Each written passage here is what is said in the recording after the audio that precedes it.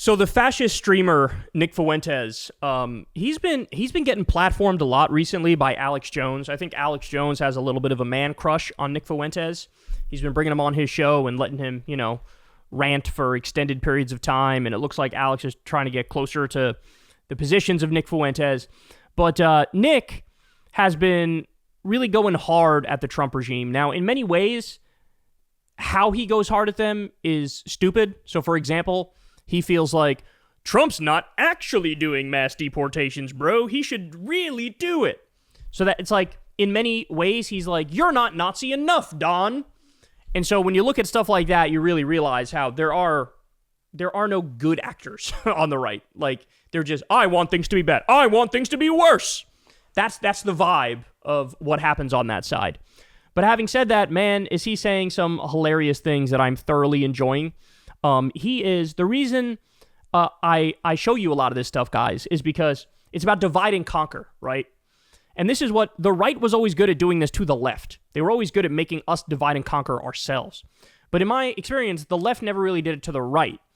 But because of everything Trump's doing lately, it's becoming inevitable that there are some splits. Now, the cult's always going to be with him 100% of the time. But you have what I'd call soft Trump support, which is sort of the apolitical people who just at the last minute said, I guess I'll go Trump. Like independent types. They will and have abandoned him and will continue to. But then you also have Trump's right flank. So, like, let's keep it real. The Nazis. and they're like, he's not Nazi enough. And so they will abandon him. But what's interesting is how they're ripping each other apart. So let's start with this one here. He's going to do something that will cause quite a stir among the MAGA faithful. Watch this. I'm done playing these games. I just see these people. And for somebody that's been doing it for not even as long as him, but I've been doing this for 8 years since the first Trump administration started. I've seen it for so long and Trump's just not getting it right. And I just shake my head. I see these people. Here's what we're going to do. We're going to make our voice heard. We're going to tell them we really don't want an amnesty. And I just shake my head. I'm like, yeah, sorry, I'm not doing it. I won't do it. And I think the only solution is this. We need to burn our MAGA hats. I think that's a solution. That's the only language Trump will understand. He needs to be abandoned at this point. You bombed Iran. You're talking about an amnesty for illegals. And people say, well, maybe he'll do it. Maybe he won't. It doesn't. You shouldn't be talking about an amnesty. You said mass deportations. Now you're talking about we're going to let these illegals stay in our country and take our jobs. I love how he's not reckoning with the fact that, yes, Trump has said a few times recently, like, we're going to look after the hotel workers, hospitality. We're going to look after those people. It's unfair to the farmers to rip away all their good workers, not easily replaced. He said that a few times. But the actual policy that's being implemented is not that. The actual policy is the mass deportation that Nick Fuentes wants. So this is quite literally an example of Trump doing exactly what Nick wants, and he's refusing to acknowledge that that's what he's actually doing because he said some words and was like, maybe a little bit here and there will allow some people who are immigrants to stay. And he's like, how dare you? Now you're talking about we're going to let these illegals stay in our country and take our jobs. What was the point of any of it? And then before we can even digest that crap, now he's going to tell us there's no Epstein black book. There's no client list. The message needs to be this. We're done. We don't understand. The radical right is fucking furious. We are done. Forget the midterms. Forget 28. Fuck you. Fuck Vance. The GOP. All of it. We're not getting anything. The corporations got their tax cut. Israel got their bombing campaigns. We're building military bases for them right now. And what do we get? Illegal immigrants get to keep the jobs they took. We get another war, and we get a brazen lie about how our government is controlled by a blackmail ring from a foreign intelligence agency. So I'm burning my MAGA hat. I didn't vote for Trump, but I'm burning my MAGA hat. I think other people should too. I'm going to post a video later tonight and just set this thing on fire. Oh, it's getting spicy over there on the right, y'all. But he's not done yet. So he's got some more for us here. And this is something that is heresy in right-wing circles, what you're about to hear him say. It's a deep and personal stab in the back to all of his supporters, to everybody that actually believed that it was going to be different, that the kind of Pizzagate, Clinton cash, Fast and Furious, Tower 7, Bush lied, that kind of corruption, we thought it would be different. We thought that was over. Maybe that it was impossible, that Trump represented this wrecking ball of truth and anti-corruption and the populist movement or something like that. Obviously, that is now over. Obviously, now there are no illusions anymore. He is just like the rest of them. He is just like the rest of them.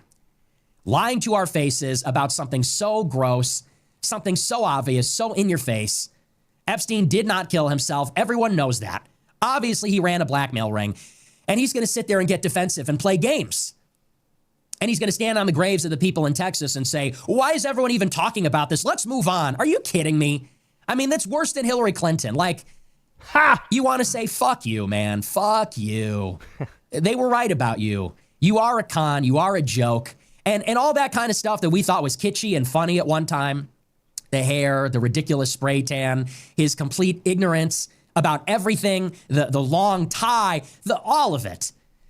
What used to be endearing and charming and funny now is tacky and lame and dorky and stupid if it's just like the left. It's like we're getting Hillary Clinton in a worse suit.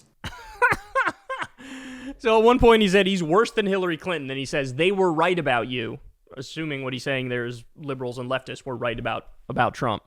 But then he goes on to, and the rest of this clip, he goes into full false equivalence, like, oh, they're all the same, they're all this, and it's like, no, Nick, no. The left is better. Liberals are better. Democrats are better than Republicans. Yes, they are. And, you know, I've made this point 1,000 times, but you can't make it enough. When anybody tries to do the bullshit, false equivalence, both sides shtick, just ask them, would Kamala Harris have slashed pediatric cancer research? Would she have slashed Meals on Wheels? Is that what she would have done? Would she have shut down foreign students from coming into this country, leading to massive brain drain, which is going to destroy this country's future? Would she have done that? What about firing our top nuclear safety official? Would she have done that and then having to beg for that guy to come back? What about firing air traffic controllers and literally instantly having 7 new plane crashes under Trump? Because they're totally fucking incompetent and they don't believe in government. Would she have fired all the people in the NWS and NOAA and literally fired 600 and cut the weather balloons, leading to severe weather events where people don't get adequate warnings, then they die? Let's stop pretending. Like, oh, they would have been the same. Even on Iran, right? They wouldn't be the same on Iran. Kamala supported the Iran nuclear agreement, the JCPOA. Joe Biden, how about this? Joe Biden, for all of his flaws, and he's got many of them, the one thing he actually vetoed Israel doing was bombing Iran. There was reporting on that not too long ago. So no, they're not all the same. They're not all the same. Some are worse than others. But he takes it one step further. So we got, I'm burning my MAGA hat. We got, he's worse than Hillary Clinton. And now we get this. I never told anybody to vote for Kamala, and I didn't either. I think she would have been a disaster in her own special way. But I said in some ways, this makes her less dangerous in a certain sense. Because if she did the things that Trump is doing now, nobody would stomach it. If she buried the Epstein files, there'd be a riot in the streets. If she bombed Iran, every conservative would be speaking out and screaming in opposition, except for maybe Mark Levin. If she said, we're going to give an amnesty for the farm workers, which, by the way, that's a Biden program. Biden was going to do that. If she did it, nobody would be defending it. But because it's Trump, because it's him, there's going to be a major section of the right wing of the disaffected white working class that's going to find every excuse to say it's all part of the plan. Here's why it's actually a good thing. You know, TikTok, we just have to wait a few more years. And then, you know, Guantanamo Bay, QAnon is going to be lining up James Comey and, you know, all these other people. So in some sense, there's a special danger with Trump, which is, and I said this at the beginning of the year, it's this exuberance. He really came in the second term. And I think maybe that's what it is, thinking he could get away with anything, thinking, and you know, you can almost empathize with that mindset. If you survived what he survived, if you've been through what he's been through in the past 10 years, you would think, I'm Napoleon, I'm crowning myself, like I'm untouchable. And it's July. We're halfway through the first year and he's losing even as you said, he's even lost cat turd. No, he hasn't. That's where he's wrong. Because you have to pay close attention to how the right is coping and seething over the Epstein thing. The first day, they were lost. They didn't know what to do. They didn't know what to say. They were generally like pissed off at the administration, right? But by day two, they settled on certain spin.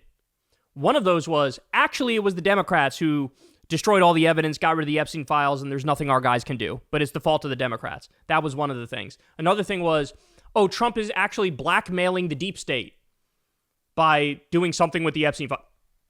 What? And then the other one was, I blame Pam Bondi, or I blame Dan Bongino, or I blame Kash Patel. It's mostly Pam Bondi who's getting the blame. But there's no reckoning with the fact that it was Donald Trump who wanted Pam Bondi to say what she said, to say, oh, there's nothing to see here when it comes to Epstein. So, to say, oh, he's losing. No, he's not. He's not. A lot of these right-wing pundits online, they are literally paid Trump hacks. They're paid. So they will find a way to spin it. They will find a way to twist it. They will find a way to move on to the next thing. You know, this is all the rage at the moment, but the next time he triggers the libs with some shit, they'll be like, oh, he's triggering the libs, bro. So that part is not true. Trump will never. There's a certain block of the country, somewhere between 26 and 33%. He will never lose those people, ever. And that is the core of MAGA. That is the heart of MAGA. Yes, he'll lose the soft support, which was never really in the cult, right? And yes, he'll lose the Nazis and the white nationalists that Nick Fuentes represents who say he's not right-wing enough. But no, he's not actually losing these people. Even Cat Turd has found some criticism for Trump. If you've lost Cat Turd, you've lost the plot. Like, it's over. So, you know. But the most important point there was he said Kamala would actually be less dangerous. So Kamala Harris is better than Donald Trump. Time is a flat circle, y'all. Because the role that Nick Fuentes plays in the media today, I've made this comparison before, but it's just so perfect because he's mirroring an actual argument that was made by some of these people, right? He's playing the role of the right-wing Jimmy Dore. So for those of you whose brain isn't poisoned from being online, let me explain to you what that means. Jimmy Dore was this character who in 2017, 2018, he was a very prominent voice on the left, but he would posture as, I'm on the left and I'm criticizing the Democrats from their left. And he would do that all day, every day, nonstop. Now, the mirror image of that is Nick Fuentes is saying, I'm a right-winger and I'm criticizing Trump from his right. So he's doing the exact same thing just on the other side here. And what ultimately ended up happening with Jimmy Dore is that eventually it became, I'm criticizing Democrats all day, every day from the left. Then that just became, I'm criticizing Democrats all day, every day, period. Then that just became, here, let me sprinkle in a couple right-wing opinions that I have. And now the guy's just fucking lost, and he's a mess, and he doesn't know what he's saying, he doesn't know what he's doing. But the role he played was effectively divide and conquer of the left. The goal was, let me get Democratic voters to hate our furthest left Democratic politicians, like, say, AOC and Bernie Sanders. So he was basically like an op for the right to divide and conquer, right? And then now, and eventually he kind of went full MAGA at one point, where he said, Donald Trump, he made the same argument in reverse. Like, oh, Donald Trump is less dangerous than Hillary. He said this as a nominal left-winger. Donald Trump is less dangerous than Kamala. This is the shit that Jimmy Dore would say. Nick Fuentes is playing that exact role on the right, where it's, hey, man, I'm a right-winger. I'm a hardcore right-winger, but honestly, Kamala would be less dangerous. And honestly, Hillary's not as bad as Trump. And honestly, fuck Trump and the horse he rode in on. And the role you end up playing, this is what I always tell you guys, there's a difference between your effective politics and your nominal politics. Your nominal politics are how you self-label, right? It's what you say you are. Your effective politics are what you actually make happen in the world, right? So you can call yourself, think of like a Tim Pool type character. He can call himself a liberal, he can call himself center-left, but when 100% of his content is shitting on Democrats and boosting Trump and Republicans, you actually are a right-winger. I don't care that you say, oh, I want to legalize weed and I'm for universal health care. You end up supporting the right. That's your effective politics. That matters more. And Nick, I don't think he realizes he's doing it, but he is playing the perfect role of divide and conquer on the right, where he's trying to give other right-wingers license to say, fuck Trump, I'm done with him, right? So in that respect, go ahead, dog. Go right ahead. There's nothing I enjoy more than watching the right eat themselves alive, divide and conquer. But I will say, I do think he's overstating it in the sense that, no, it is true that Republicans are just far more authoritarian, far more cultish than people on the left. And so it's harder for the spell to be broken, which is why I say, it's always going to be 26 to 33% that'll stay with him. Trump could nuke Greenland tomorrow, and he'd still have between 26 and 33% support in the polls. A bunch of Republicans were pretending they were against bombing Iran. Then as soon as Trump did it, CBS did a poll and asked MAGA Republicans what they thought of it. 94% supported it. So all that like, oh, I'm against all these foreign wars, no new wars, all that went away like that, which is why you're seeing some of the saddest cope you've ever seen, where some people in MAGA are going, yeah, I know Trump's a pedophile, but I still like him. It's like, what? But go ahead, man. Go ahead. But what's crazy to watch is this is This is Nick Fuentes out-lefting Joe Rogan. When Nick Fuentes is like, honestly, Kamala would have been better. Honestly, Hillary would have been better. And you got Rogan out there still, like, he'll tepidly criticize Trump, but he doesn't say Trump's name, and then he runs out of the room and starts criticizing woke people again 7 seconds later, and he gives a new sloppy blowjob to Elon Musk. Like, it's mandatory each podcast, he has to suck off Elon Musk. It's like in his contract that he has to do that. So in a way, this is sort of this guy out-lefting those characters, which is wild to see. That's wild to see.